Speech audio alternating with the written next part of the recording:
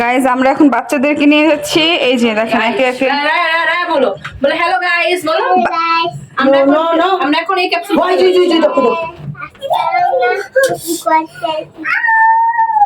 আমরা এখন ওদেরকে নিয়ে যাচ্ছি আজকে টিকা খাওয়াইতে, না ভিটামিন এ ক্যাপসুল।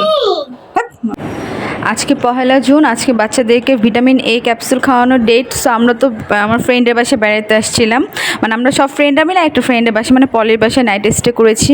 সো সকালবেলা ওঠার পর আমরা জানতে পারি, তো আমরা কি করব, আমরা হচ্ছে বের হয়ে যাচ্ছি। আমরা জানি না যে এখানে আশেপাশে কোথায় খাওয়ায়, বাট যেহেতু পলির বাসাটা মোহাম্মদপুরের মধ্যেই পড়েছে, সো এর আশেপাশে তো অবশ্যই কোথাও না কোথাও খাওয়াবে। তো আমরা নিচে নামতেছিলাম, নিচে নামার পর একটা রিক্সা মামাকে জিজ্ঞেস করলাম, রিক্সা মামা বললো যে মোহাম্মদপুর মানে কলেজের সামনে আর কি, মোহাম্মদপুর কলেজের সামনে ওইখানে একটা ক্লিনিক আছে, ওখানে নাকি খাওয়াচ্ছে। সো আমরা যে রিক্সায় করে চলে যাচ্ছিলাম, আমি, সুমাইয়া, রায়া, ফাইহা হচ্ছে এক রিক্সায়, সিনথিয়ার আর এক রিক্সায় ছিল।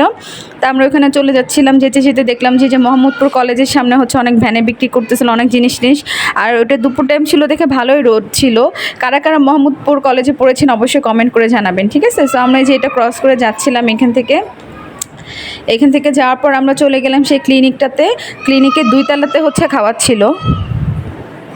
তো তারপর আমরা সিঁড়ি দিয়ে 2 তলায় উঠে যাচ্ছিলাম। সিনথি আগেই চলে গেছে, আর সুমাইয়া, রায়া আমরা সব পরে উঠতেছিলাম।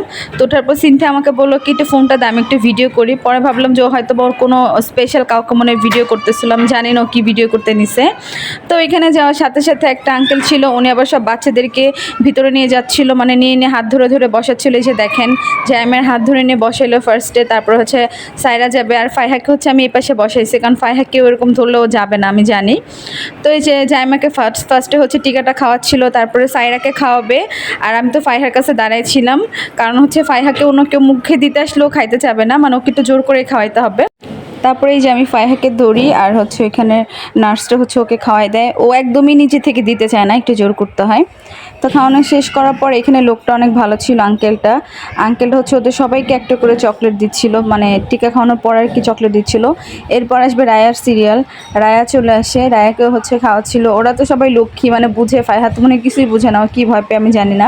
পরে যে রায়াকেও খাওয়াই দিচ্ছিলো। আসলে আমাদের এইটাই ফার্স্ট টাইম যে সবগুলো বাচ্চাকে আমরা একসাথে টিকা খাওয়াইতে পারছি, এটা আসলে খুব ভালো লাগছে। দেখা গেছে কোনো না কোনো একটা বাহানায় একসাথে হয়ে গেছে। নর্মালি তো যার যার বাসা থেকে শেষে সেই এলাকাতেই খাওয়াই, যেহেতু আমরা বেড়াতে আসছিলাম। সো তারপরে এই যে ওদেরকে খাওয়ানো শেষ করে বের করার সাথে সাথে হচ্ছে এখান থেকে সবাইকে একটা করে বেলুন দেওয়া হচ্ছিলো।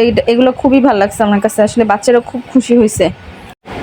আর বেলুন পছন্দ করে না এরকম তো কোনো বাচ্চা নেই, সবাই হচ্ছে বেলুন পছন্দ করে। তো দেখেন বাচ্চাগুলো বেলুন পেয়ে কি খুশি। তারপর হচ্ছে এখানে লোকরা বলতেছিল পাশে একটু খেলার জায়গা ছিল, অনেকগুলো টয়েস ছিল, স্লিপার ছিল।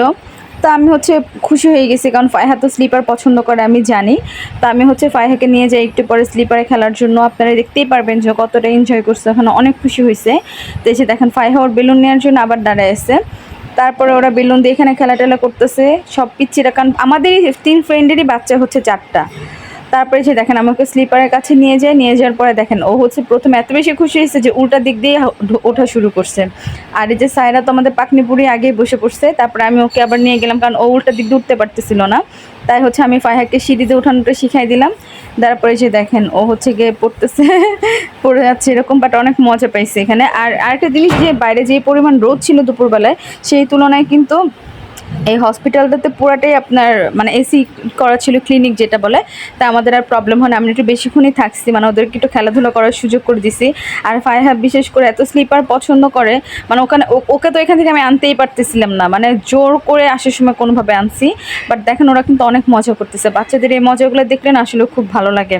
আর আমার একটা সুবিধা হয়েছে যে আমার ফ্রেন্ডদেরই সব একই সাইজ বাচ্চাই, যে দেখেন ফাইহা পড়ে যেতে গেছে, তারপরেও কিন্তু ও খুশি, মানে ওইখান থেকে সে আসবে না।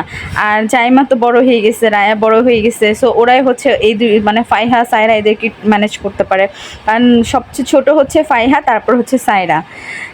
তারপর দেখেন ফাইহা কি সুন্দর করে হাসতেছে, মানে আমার মন চাচ্ছিল যে আমি মনে হয় 1-2 ঘন্টা পারলে ওকে ওখানে বসে রেখে খেলতে দিতাম, বাট এতক্ষণ তো থাকা পসিবল না। আর এদিক দিয়ে দেখেন রায়া সাইরা ওরা দুজন খেলতেছে, মজা করতেছে ওদের মতো করে। আর ফাইহা হচ্ছে স্লিপারের ওইখানেই খেলবো, ওইখান থেকে তাকে সরানো যাচ্ছিল না। পরে জোর করে কোনোভাবে একটু নিয়ে আসছি, আনার পরে আমরা রিক্সা করে যে চলে আসছি। এখন আমরা বাসায় চলে যাচ্ছি, পলির বাসায়। তো এই ছিল কে কে আজকে বাচ্চাকে ভিটামিন এ টিকাটা খাওয়াইছেন অবশ্যই কমেন্টে জানাবেন।